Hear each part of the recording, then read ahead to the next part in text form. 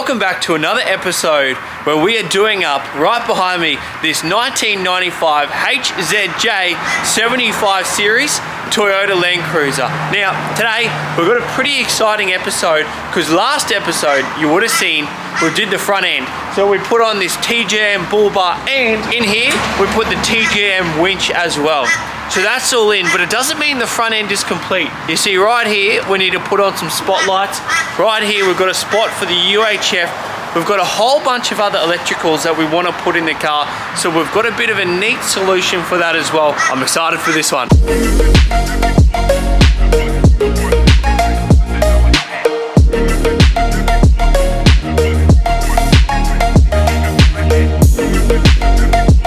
Alrighty, on the 75, we've got so many modifications that we want to add. As I mentioned, we've got the spotlights, we've got light bar, we've got rock lights, we've got work lights, and every single one of those have one thing in common. They all need a relay, which means our engine bay is going to look messy. Now we have a solution. This right here, we've been sent by AuxBeam, and I'm excited to get it in because what it means is all of those wires go to this module, which has inbuilt relays and fuses that sit in one waterproof module inside the engine bay. Then it's only one cable going through the firewall into the cab with a switch panel, and we can easily turn things on and off. So let's get this into the 75.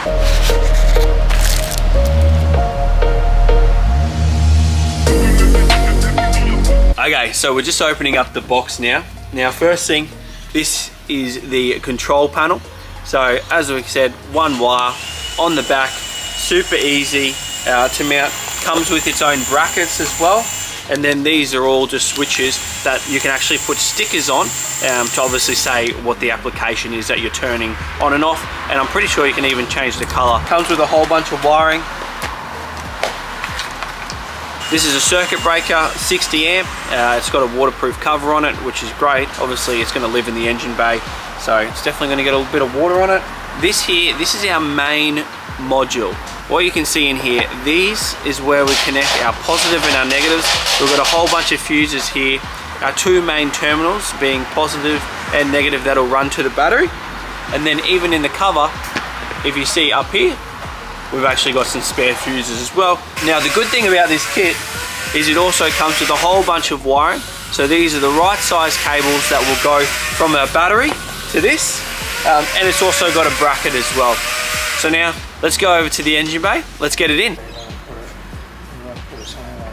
So we're just trying to find somewhere to put it. Because if we have it there, all the wires are going to be just straight down here. Yeah.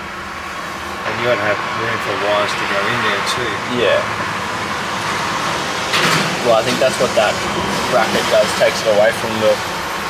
Yeah. We decided to take the battery out.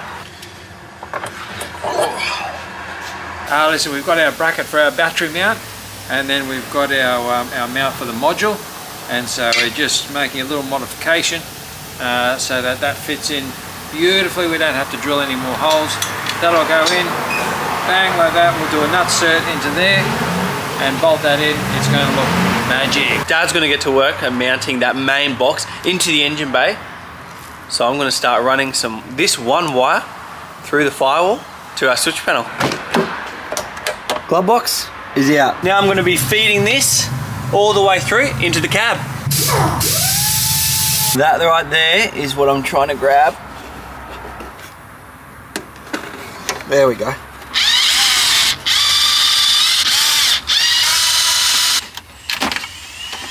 Running anything behind dashes is always so hard, but it feels like on the 70 series there's just not that much dash to play with, so I feel like it's even tighter and even a little bit harder.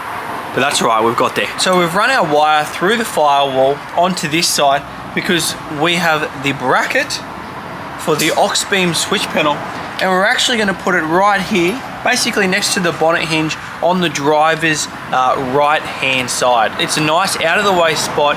Now obviously this thing is color. We wanted it somewhere where the light will shine down, because if you're driving at night, you don't want too much light in the cab. So we think this little spot here is going to be great. Plus there's a couple of pre-existing holes that we can screw into.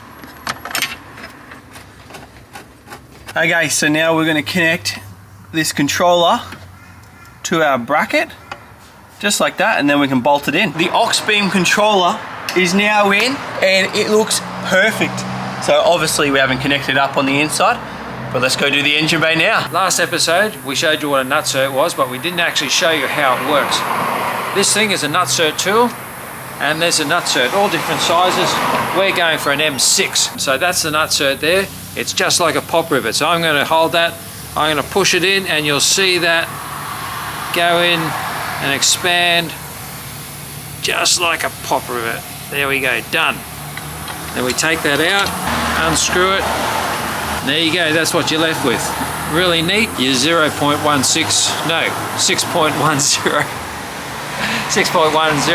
bolt goes through there to hold on our bracket. Just got our mounting bracket on. As you can see, we've used the stay for the battery mount, and then we've done our nutsert. One bolt in there, a little torque key to keep it nice and flat, and the original bolt goes through there, sturdy as a rock. Got our 60 amp circuit breaker.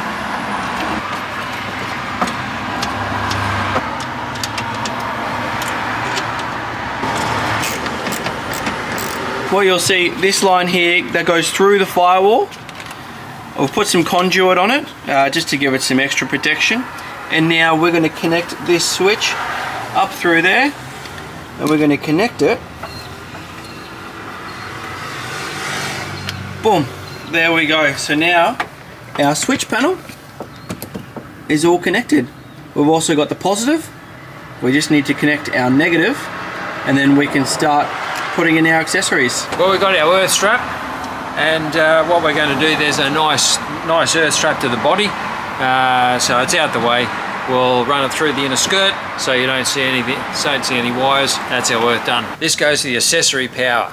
So as soon as you turn your key on, the accessories, power comes on, turn your key off, it shuts it off. Saves you flattening your battery. This little part here goes straight to your AuxBeam. Found a actual fuse box right near the battery. It's got an accessory feed, and it's already earthed out. So bam, we've just put a connector on, straight onto that accessory. We're done.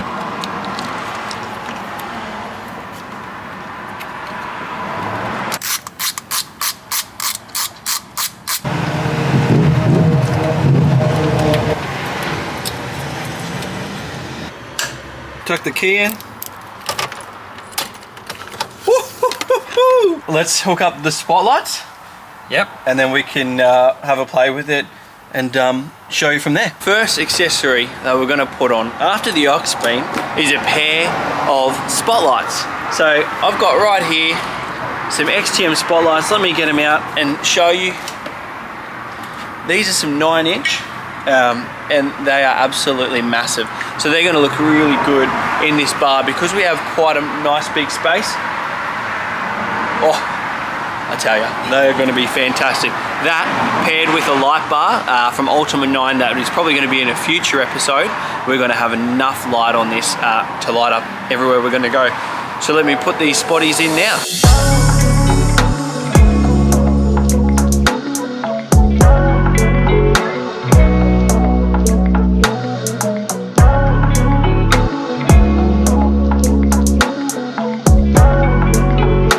The spotlights are all in, and I think now it's time to wire them up into the AuxBeam so we can test it out.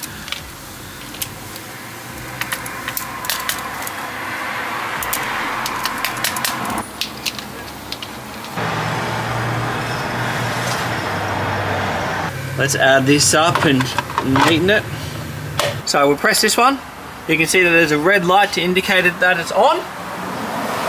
And if we go to the front of the car, oh baby, she's on, she's working. That is good. Happy with that? Very good. Just like that, we're all done. Time to move on to the next job. And that next job is installing our UHF. So this here is Uniden. Now I run the Uniden gear on my Hilux, so of course we're gonna run it on the 75 Land Cruiser as well. And this pack is unreal. It's obviously got your standard features like your replay, but not only on the in-car unit, but actually the handheld piece also has replay. Let's get this thing out of the box. Let's whack it on the 75. So Dad reckons put the UHF down here. rather than put it up here, because that's very in line with the passenger side. So I don't know, let us know what you think. I'm still deciding. I quite like it there, but it is a bit low. It is a bit low, that's the only issue. We'll put it in the other one and have a look. Yep. And this is it on top of the bar. That does look more full drivey. Very much in the middle. Yeah, that's the only issue, right? I wish that they had one of these mounts right here. Yeah. That would be, like right there, would be ideal. Okay, we've made a decision. We're actually gonna go with the side of the bull bar. It looks a whole lot more stealth, and yeah, we just think it's not in the way of the passenger as much, so. Yep, I reckon it's gonna look good. Like Josh said, it looks inconspicuous, yeah, and it's still gonna pick everything up. I think it looks sweet. Sweet! Sweet!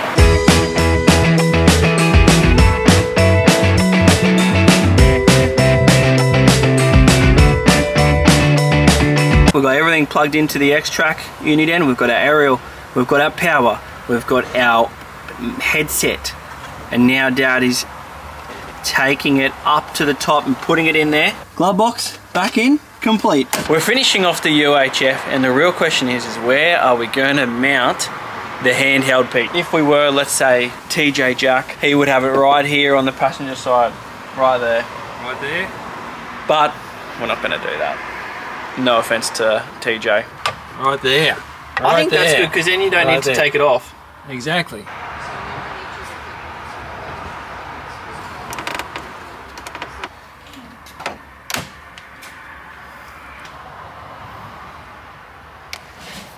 Whoa! She works, which is what we like. Let's get this 75 series outside into the sun, and let's see what it looks like.